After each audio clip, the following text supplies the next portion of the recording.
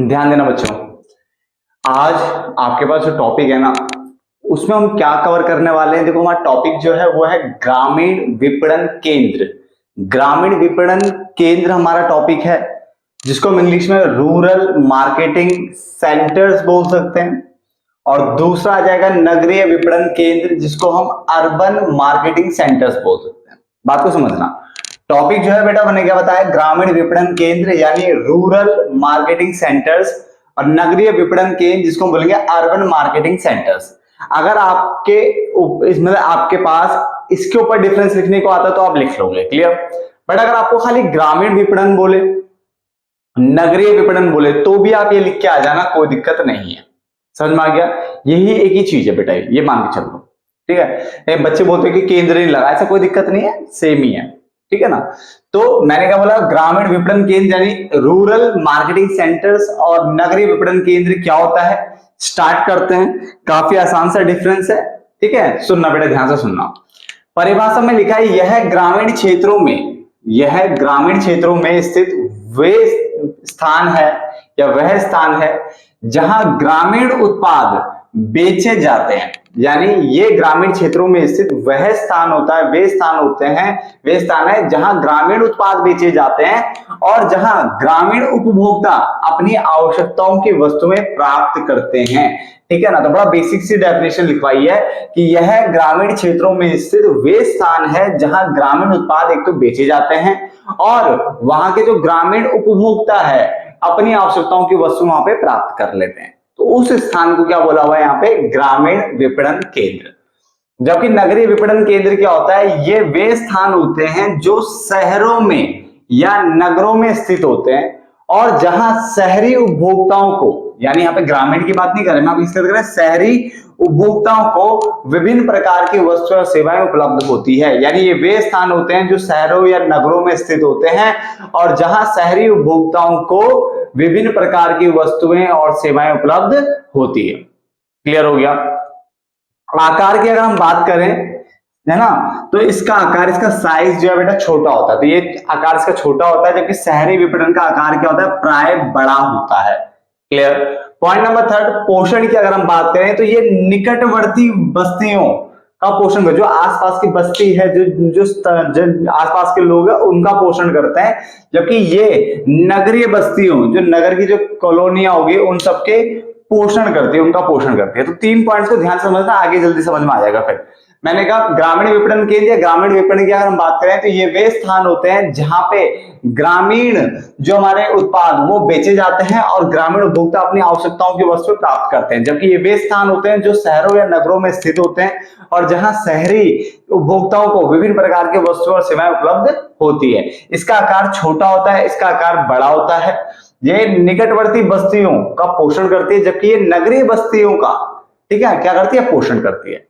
Clear? चलो, सेवाओं की उपलब्धता की अगर हम बात करें तो यहां सीमित प्रकार की सेवाएं होती है, यहां सीमित प्रकार की सेवाएं आपको उपलब्ध होती है। सेवाएं यहां पे उपलब्ध लिख दूं, तो यहां सीमित प्रकार की सेवाएं जो है उपलब्ध होती है।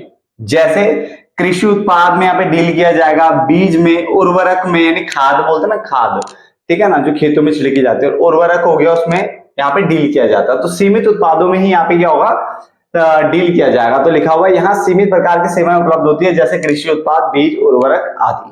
क्लियर? जबकि यहाँ विविध, यानी विविध मतलब भिन्न भिन्न प्रकार की बहुत सारी यहाँ पे सेवाएं उपलब्ध होती है, जैसे चिकित्सा की, शिक्षा की, बैंकिंग की आदि। क्लियर? आधारभूत संरचना, यानी अगर हम इसका इंफ्रास्ट्रक्चरल वो पॉइंट पढ़े तो उसने बोला आधारभूत संरचना में लिखा हुआ है इंफ्रास्ट्रक्चर की अगर हम बात करें तो यहां सड़क, बिजली, बैंकिंग, बीमा यानी इंश्योरेंस, ठीक है, इंटरनेट आदि जैसी आधारभूत संरचना जो होती है वो सीमित यानी कम होती है। गांव में देखो ये चीजें कम पाई जाती है, ठीक है ना। जबकि यहाँ पे जो आधारभूत संरचना है, इंफ्रास्ट्रक्चर जो ये सब चीजें होगी, ये अच्छी होगी और आधुनिक होगी। तो 3 पॉइंट में ऑलरेडी पढ़ा चुका था, अगले 2 पॉइंट ध्यान से समझना। सेवाओं की उपलब्धता में क्या लिखा है, यहाँ सीमित प्रकार की सेवाएं उपलब्ध होती है, ठीक है, जबकि यहाँ विविध प्रकार की सेवाएं उपलब्ध होती है। क्लियर? यहाँ पे हम बात करें आधारभूत संरचना जैसे सड़क, बिजली, बैंकिंग, बीमा, इंटरनेट, ये जैसी सुविधाएं जो होती है यहाँ पे थोड़ी कम, यहाँ पे कम देखने को मिलती है। यहाँ पे अच्छी होगी और आधुनिक होगी शहरों में, ये तो आपको पता ही है। क्लियर हो गया ना। अब लास्ट के 3 पॉइंट रह गए बेटा। अगला पॉइंट है विशिष्टीकरण। क्या बेटा? विशिष्टीकरण, जहां तक मुझे पता है इसको इंग्लिश में स्पेशलाइजेशन कहते हैं। तो स्पेशलाइजेशन मतलब होता है, जैसे मान लो कि मेरी एक अपना मतलब एक कंपनी है जहां पे मैं स्पेशलाइज बंदों से ही काम करवाता हूं, मतलब जो जिस काम में निपुण है, जो जिस काम में जिसको महारत हासिल है, मैं उसी से वो काम कराऊंगा। ठीक है, इससे स्पेशलाइजेशन और अच्छी होती है ना।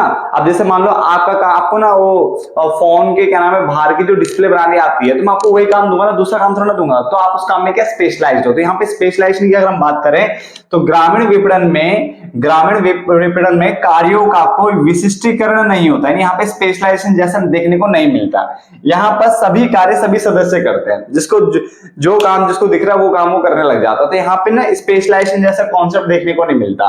तो ग्रामीण विपणन में कार्यों का कोई विशिष्टीकरण नहीं होता, यहाँ सभी कार्य सभी सदस्य करते हैं। जबकि शहरी विपणन में सभी कार्यों का, यहाँ पे जो शहरों में जो भी आप विपणन मार्केटिंग का काम देखोगे तो वो सारा काम ना बेटा पूरी तरह से विशिष्टीकरण इनका होता है। नहीं, जो जिस काम में मतलब एक्सपर्ट होगा ना वही काम वो कर रहा होगा, है ना। यानी जो जिस काम में एक्सपर्ट होगा वो एक्सपर्ट बंदा ही उस काम में मिलेगा, दूसरा बंदा नहीं मिलेगा जिसको आता ही नहीं होगा।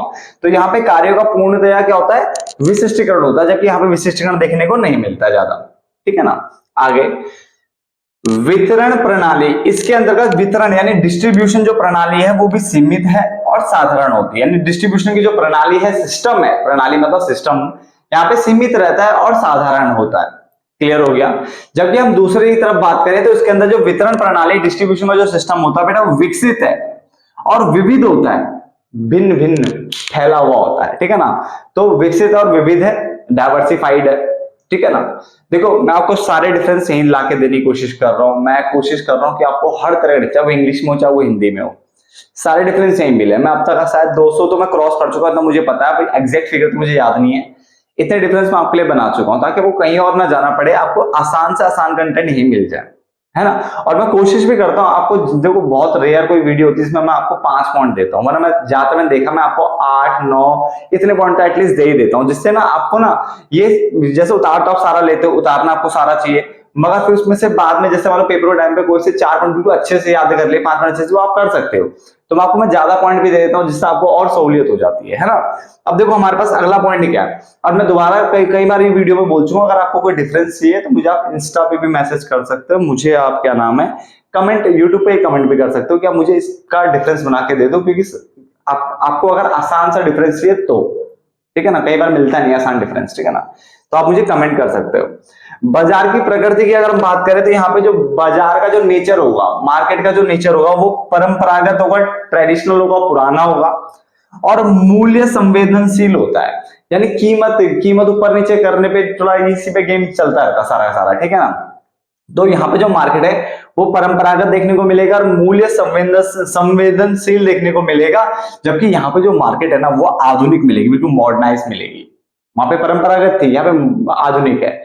यहाँ पे मूल्य यानी जो आपका जो वैल्यू है, जो प्राइस है गुड्स का, उसके ऊपर डिपेंड करता सारा, और बाकी कुछ खास नहीं है इस जगह पे।